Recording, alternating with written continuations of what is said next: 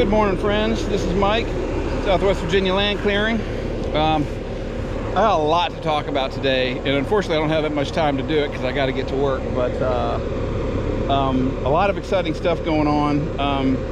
We'll get right to the biggest one. Is I got a new piece of equipment, and so y'all know I've had the Bobcat for a while now, going on 3 years, and I had the FAE built Bobcat branded mulching head, and you know, these machines, they take a real beating, as a lot of you know from watching the videos. They just really get beat up, and so most of the time you can't plan on. You can have a skid steer for a long time, but you really shouldn't run it as a forestry mulcher for too terribly long. This kind of has a shelf life for that, and so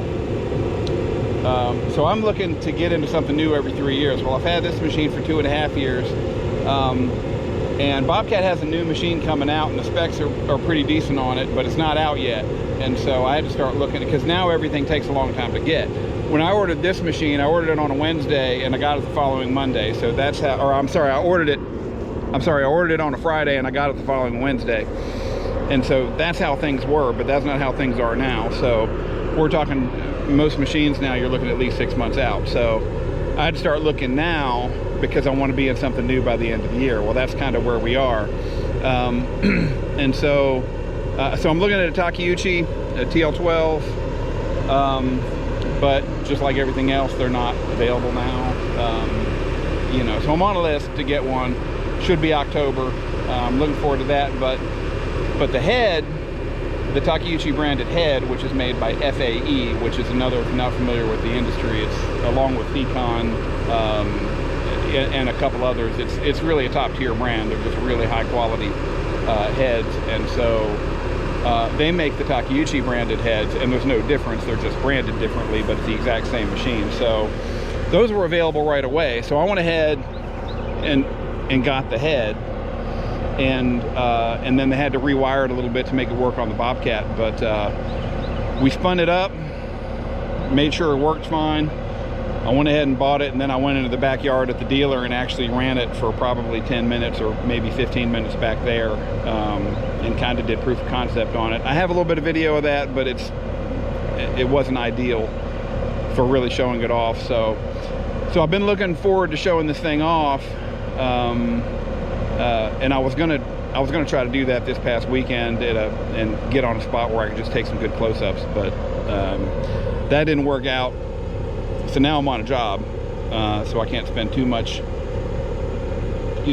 effort on, I can't spend too much time doing that because I got to get to work, but I do want to show you around this thing. So anyway, this is the Takeuchi branded FAE head. The biggest difference is these right here are bite limiters. So if you're familiar with how a chainsaw works, you know, it's the same kind of concept where you have you know, the chainsaw has teeth on it, but it also has rakers, and so the raker will keep the tooth so that not too much of the tooth hits the wood, and the chain can continue to spin without getting hung up. If you get your rakers too short, then the saw becomes really grabby, and so when the teeth, you know, the teeth are this big, and on my other one the teeth are this big, but if I drove into a tree, something heavy, too fast, then that whole tooth could hit that thing flat and it just stopped the head. And so this is designed to make that not happen. So when you pull up to a tree, the tree can't go all the way down to the drum. It stops right here, and then this thing will cut off maybe, I don't know how much, maybe 3/4 of an inch or an inch of it at one time, and it'll shave it off so it's finer, and then it just continues. But it also, this thing just spins a lot faster, and I think part of that's just a function of the fact that this is a bite limiter head. They give a couple names. They call this bite limiter. In fact, in the model name up here, they actually, FAE calls that a BL, which is for bite limiter. In the industry, you refer to these as DCR heads. It's a depth control rotor. But anyway, so I've wanted one of these for a while, but you can't just run out and buy, you know, tens of thousands of dollars of equipment whenever you feel like it. So I can't anyway. Some people can. But anyway, this is what it looks like. I'm very excited to really put some hours on this thing and I'm gonna see to it that you can see it all. So anyway, gonna try to get some good close-up shots if I can. But another thing that happened this morning that I got a little bit of video on, I guess I can show some of that now. But I got here and one of my tires was completely blown out. So sometime between in the drive here, I had a whole tire blow off my trailer, and so I got that replaced. And I replaced it with my new Milwaukee impact wrench. I could do a whole episode just on the Milwaukee stuff. It's phenomenal. It's the first time I used it. I got it to change teeth with, but it's also good for tires, and it's got a tremendous amount of torque. So anyway, got that fixed, and so yeah, I'm gonna get set up and go over here and cut some stuff. The project I'm on here today is it's kind of multifaceted, and it's a beautiful piece of property, and I think I'm in Giles County. I'm not, it's kind of Giles, Craig. I'm not sure exactly which county I'm in, but just gorgeous out here, kind of near Blacksburg. And it's a blueberry farm, but the people that had it before the blueberry farm had a Christmas tree farm. And so that's what we see over here, is all these big 25 and 30 foot tall trees over here. There's a whole big chunk of stuff that used to be a Christmas tree farm, and so they haven't done anything with them, and they've just been sitting here growing for the last, I forget how many years, 10, 15 years since they got this place. And so we're cutting down all those. I got a fence line over there which has a bunch of dead trees. They got something that killed a bunch of trees on the fence line over there, so I gotta clear that out. And I'm also going to clear the woods in this section right here. We got this flat spot, and then there's a little bit more woods, and then it drops off. It's pretty steep over there, but I'm probably going to cut this back some just to open this area up. There's a couple dead trees you can see over here. Probably take those down. But there's a lot to cut here. There's a whole other section down at the bottom. I don't know if I'm going to get to it this week, but there's a whole bunch of small sycamores down there, kind of medium-sized sycamores. So, but anyway, so that's what we're doing here today. I'm gonna get on it. They want to clear this fence line right here, but it gets pretty thick up through here. So, and so they want to clear down this way, but obviously they don't want to get me stuck down in here. But it should be fine. I think I'm going to start right here and come down this fence line like that, and then I can work up from there. And I can have an escape route. So if I come, I'm always looking at what happens if I get stuck, because then you can just lose huge chunks of days. I know that y'all probably hear me say that quite a lot, is how do I not get stuck? And it's just because I don't get stuck much, but one, it's because of planning, and two, it's just if you do, you just lose a lot of time. And so I plan ahead as much as I can not to get stuck. It's just easier not to get stuck. So anyway, but if you have a plan for getting out of being stuck, like if you have an escape route, then you don't worry about it as much and you can get more done. So anyway, I'm going to cut down this fence line here and try to get a clear shot down through there. Then I just have to cut back up to where the field is. So anyway, we'll get started right here.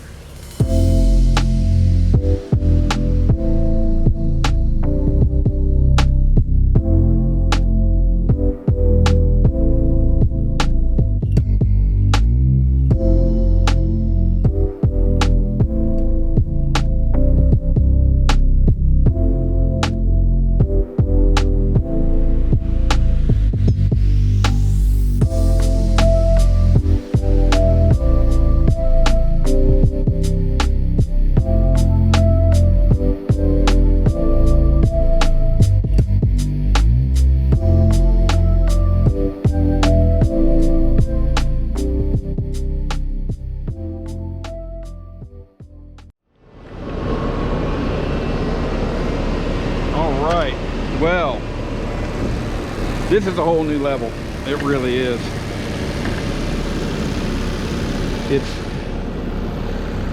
It feels very different. The Bobcat itself runs very different because it's drawing so much more. It's drawing so much more power from the machine to spin that fast. But the it's cutting stuff so fine just on the first pass without even really spending much time back dragging. And this stuff, there's less. This is where, for you guys that watch John at Upstate Brush Control, and you've heard him talk about not raising the arm, you know, and he makes a point of that because you never see them raise the arm, and there's a lot of guys out there that never raise the arm up very much at all, and that is the best way to do it. And so just because I don't do it the way John described it doesn't mean I disagree with John at all. He's absolutely right, actually. But you got to do.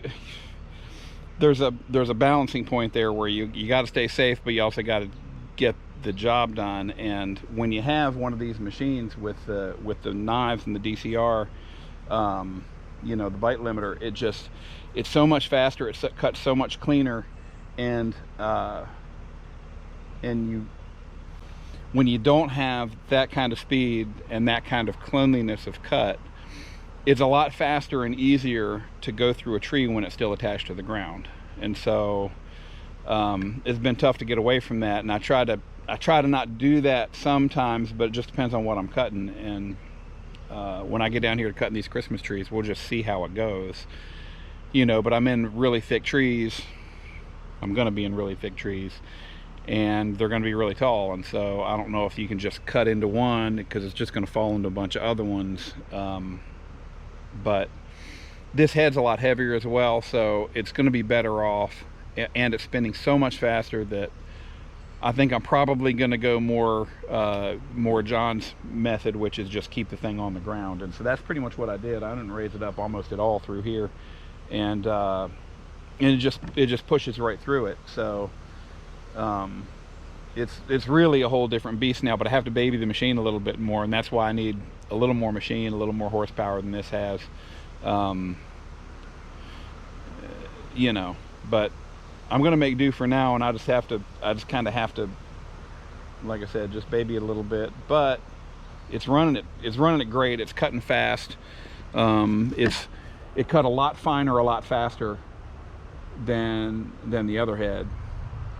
In case you're wondering, I'm planning on keeping that other head if I can swing it, because it's going to be good for certain jobs. Like if I get on a really rocky job, I'd far rather use that than this one, or you know, something where there's more trash to hit or something like that. So I'm actually looking to see if there's a way that I can load everything and actually have both heads with me at the same time, still have the grapple. We'll see if I can figure that out. Yeah, I think that's a good first few minutes right there. I was trying to follow this line, which basically these power lines right here go down the property line, but they were telling me about how it gets steeper down through here. Well, this is really starting to fall off down here, so I don't think I'm probably going to go down that far, but they said that was fine. So I think I'm just going to continue my line right out through here and catch. There's a path that I came up from down the bottoms where I filmed that first part, and then there's a path that's cut that comes up right above these trees here, and so I think I'm just going to cut right through here and find that path down there, and then once I get down there I should be able to get back down to the fence line and cut all that. So I might not get all of this, but we'll have to see. And this is not really the priority anyway. They just wanted this cut back over here and then to get back over into those Christmas trees. So anyway, pretty pleased so far. I'm hoping the teeth hold up today. I got some new teeth on order, but like I said, the head's brand new, so the first thing I did was order some new teeth. They're arriving at my house today, and so it's a little bit weird being on a job and not having backup teeth. These are getting chipped up a little bit, but it should be fine as long as they don't completely break off. But like, I've got this happening already.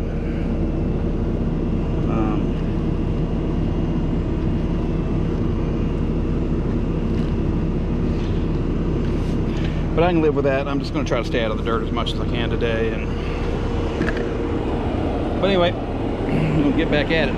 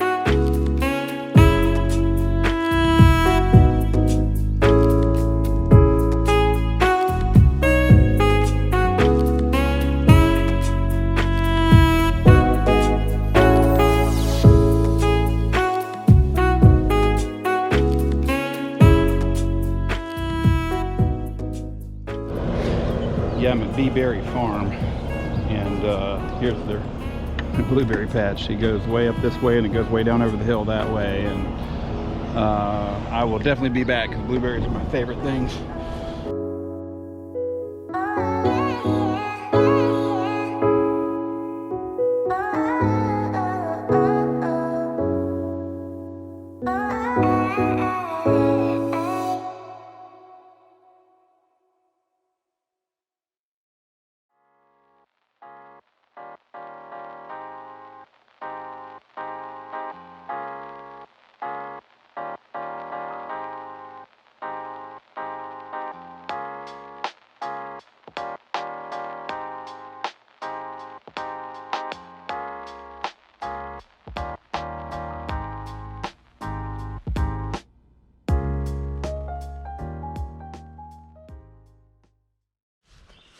Well, good morning. It's day 2 at the Christmas tree farm, and I think I'm going to go ahead and start on the Christmas trees. I've got some more to do over on that fence line over there, but this is kind of like the main part of the job, and so I want to at least get it started because I've got today and tomorrow, and it is an awful lot to cut, so I'd like to really see some progress on this here in the next little while. So far, the new head cuts really well. I still can't believe that this machine can push that thing that hard, and it it really looks, I mean, the product is awesome. The problem I have is I kept overheating my machine yesterday, and so I had to just kind of let it cool down from time to time, which is irritating. And I don't know if it's just because it's driving this new head harder or what. It is hot out here, but I mean, it was probably close to 90 yesterday, and will be again today. But even so, it should be able to function like that. So I'm not sure if I'm just having a problem mostly with my machine, or if it has to do with this head is pushing it over the edge. So I made it a point to go get my other head to bring it here just to see, just to compare it. So so now I'm going to use my old head today and just see what it does. If it's still overheating, then I'd probably have to do something with the machine. But anyway, that's sort of the issue I'm dealing with. So anyway, I think I'm going to go up into this top corner over here and just start on these trees and just see how they go, and hopefully I can get a whole bunch of them real quick. So, but if you look over there, I don't know if you can see in the video, you can see these front trees, and you see this big tall white pines on the other side. So these trees go all the way up to that, and then they run from over here all the way down to that fence line that we were up against yesterday. So that's what I'm doing. Gonna get on it.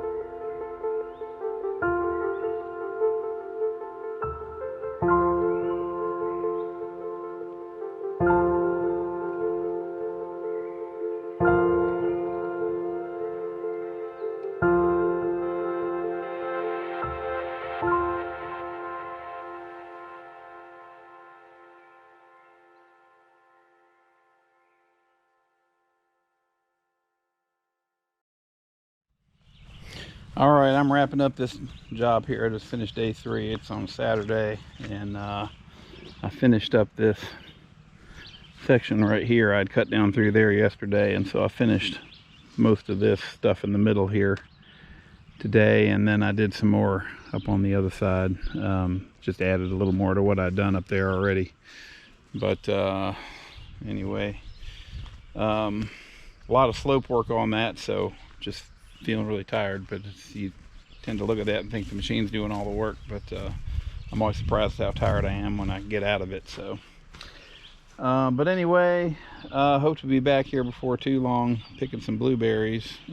Should be another few weeks, no, a couple weeks, and they should be having blueberries ready to pick. So anyway, thanks for watching.